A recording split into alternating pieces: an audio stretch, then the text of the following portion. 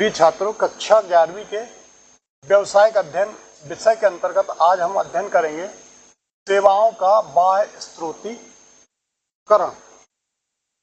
सेवाओं का बाह्य स्रोतीकरण, इससे तात्पर्य यह है किसी भी व्यापार, व्यवसाय, उद्योग में ऐसी आवश्यकताएं या ऐसी जरूरतें जो उन सब स्वयं व्यवसाय के द्वारा पूरी ना करके बाहर से उनको परचेज किया जाए। जैसे उदाहरण के लिए, यदि एक व्यवसाय में या एक कार्यालय में हमें कर्मचारियों की आवश्यकता है, तो यहाँ पर व्यवसाय या उस कार्यालय का स्वयं का दायित्व है कि वो कर्मचारियों की भर्ती स्वयं करे। ऐसी स्थिति में क्या होता है कि उस व्यवसाय का या उस कार्यालय का जो मूल काम है, मुख्य काम जो है उत्पादन से जुड़ा हुआ, वो काम छोड़ के उसको भर्ती की तरफ, कर्मचारियों की भर्ती की तरफ ध्यान देना होता। तो कुछ ऐसी संस्थाएं होती है, उदाहरण के लिए जैसे विज्ञापन की बात करें, तो विज्ञापन के लिए भी हम बाह्य सेवाएं, बाहर से लोगों की सेवाएं प्राप्त कर सकते हैं जो इस कार्य को करते हैं। इस प्रकार से व्यवसाय में बहुत सारे कार्य ऐसे होते हैं जो स्वयं उत्पादनकर्ता के द्वारा ना करके बाहर से आउटसोर्सिंग, जिसको हम कहेंगे, बाह्य माध्यमों से उसको पूरा कराया जा सकता है। तो इस यहाँ पर जो हम देखेंगे, व्यवसाय के वैश्वीकरण के इस समय में व्यावसायिक प्रतियोगिता निरंतर बढ़ रही है। इसके लिए आवश्यक है कि वस्तुओं एवं सेवाओं की कीमतों एवं लागतों में कमी की जाए और उपभोक्ता कम से कम कीमत पर बेहतर वस्तुएं और सेवाएं उपलब्ध कराई जाएं उपभोक्ता को। तो वर्तमान समय में, वैश्वीकरण के समय में बहुत ज़्यादा प्रतियोगिताएं जो बढ़ रही हैं उत्पादन को लेकर, तो यहाँ पर जो है उत्पादक के लिए सबसे मुख्य चीज़ आवश्यक है कि वस्तुओं और सेवाओं की जो कीमत है वो कम से कम लागत में उपभोक्ता तक पहुंचाई जाए। इसके लिए आवश्यक है कि कंपनी या उत्पादनकर्ता को केवल मूल व्यवसायिक क्रिया पर अपनी शक्ति व्यय करना चाहिए जिनसे व्यवसाय को विशिष्टता प्राप्त हो। तो यहाँ पर चाहिए कि कंपनी या उत्पादनकर्ता जो है, उसका जो मूल कार्य है अपने उत्पादन को लक्ष्य तक पहुँचाना, और जो उसका विशिष्ट उद्देश्य है कंपनी का, उस उद्देश्य को प्राप्त करना।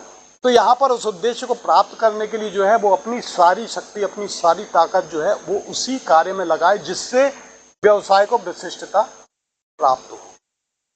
अर्थात एक उपक्रम को व्यवसाय से जुड़े हुए मुख्य बिंदुओं पर ध्यान देकर अन्य कार्यों को बाहर के आपूर्तिकर्ताओं से अन्य आवश्यकताओं को पूरा कराया जाता है।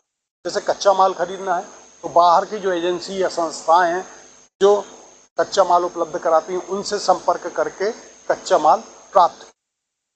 ये जो इस प्रकार की सेवाएं हैं, ये बाह्य स्रोतीकरण कहलाता है। अर्थात बाहर से आवश्यक सेवाओं को प्राप्त करना, और यहाँ पर जो है कंपनी या उत्पादनकर्ता जो है अपना मूल ध्यान, मूल शक्ति जो है वो पूरे अपने मूल कार्यों में यहाँ पर, इसका जो आशय है बाह्य स्रोतीकरण सेवाओं का आशय, ये जो है बाह्य वेंडर आवर्ती धारा पर आधार पर एक ऐसी सेवा प्रदान करता है जो घर में संपन्न की जा सके।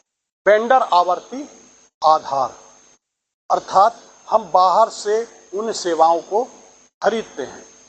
परिभाषा जो है बाह्य स्रोतीकरण सूचना प्रौद्योगिकी पर आधारित एक अधिक व्यावसायिक प्रक्रियाओं को बाह्य आपूर्तिकर्ताओं को सौंपना। दूसरे शब्दों में बाह्य स्रोतीकरण ऐसी गौण प्रशासनिक कार्यों को सौंपना है जो व्यवसाय को चलाने के लिए आवश्यक तो होते हैं परंतु मूल व्यवसाय में भाग नहीं होते।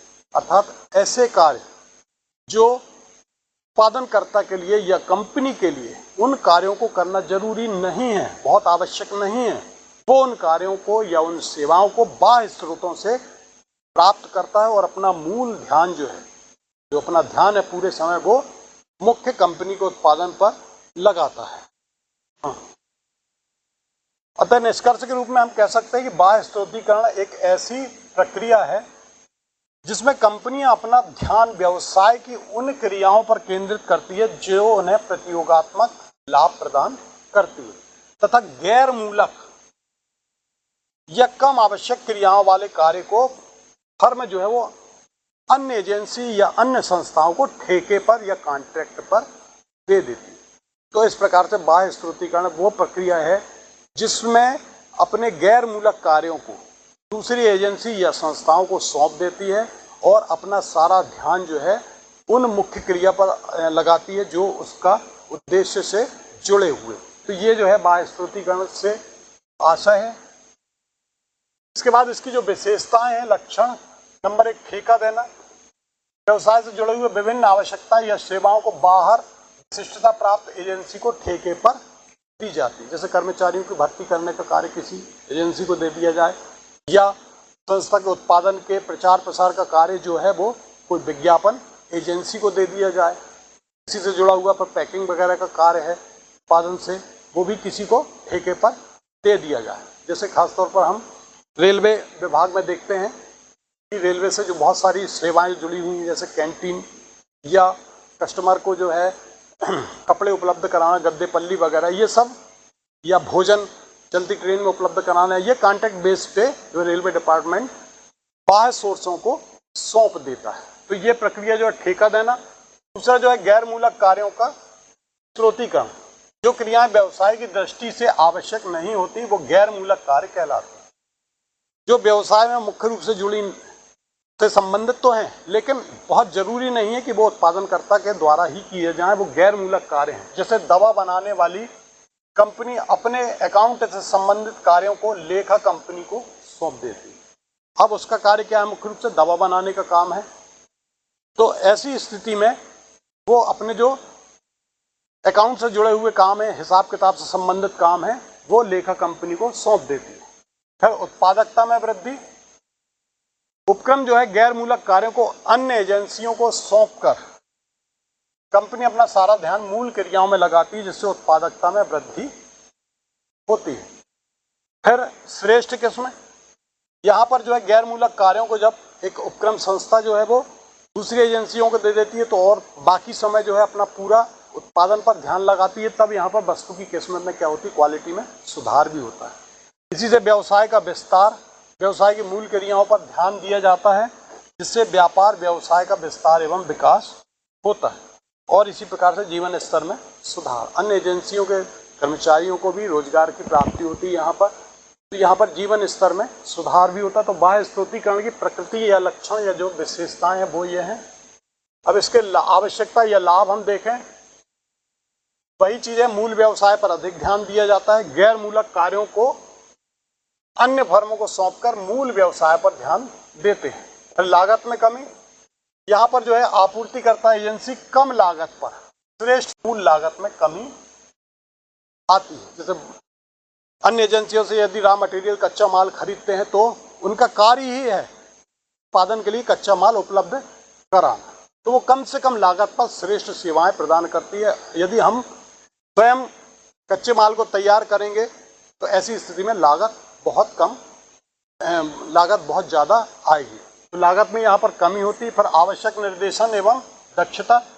कंपनी को कर्मचारियों की भर्ती व प्रशिक्षण पर कम ध्यान देना पड़ता तथा आपूर्तिकर्ता एजेंसी से आवश्यक निर्देशन व दक्षता प्राप्त हो जाती है। कंपनी के जो कर्मचारी हैं उनकी भर्ती करना, उनको प्रशिक्षित करना जो है वो संबंधित एजेंसियों को दिया जाता है कार्य।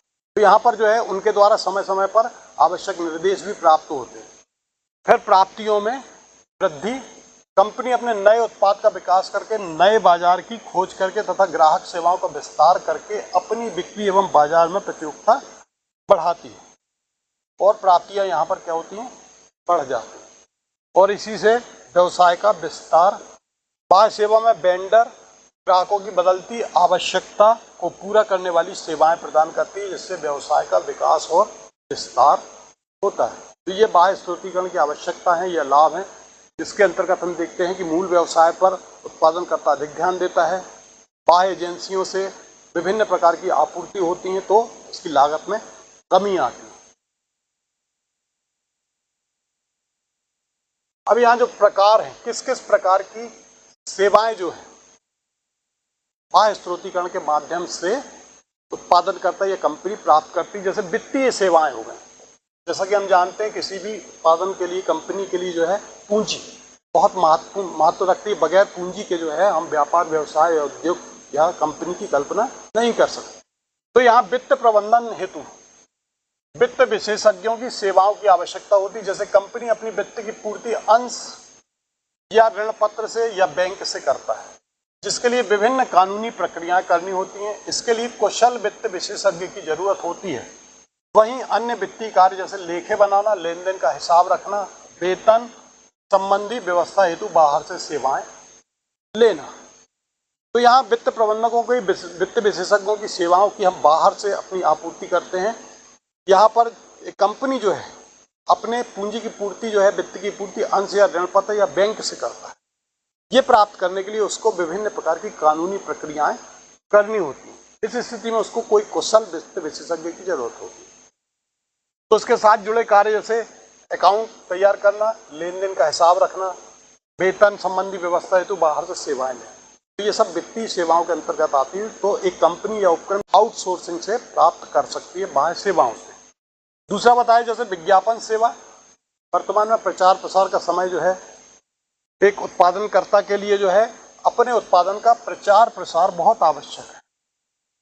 कंपनी अपने उत्पाद के प्रचार प्रसार हेतु वह विज्ञापन एजेंसी की मदद से प्रभावशाली लुभावनी विज्ञापन तैयार कराती है ताकि ग्राहक उत्पादन के प्रति आकर्षित हो।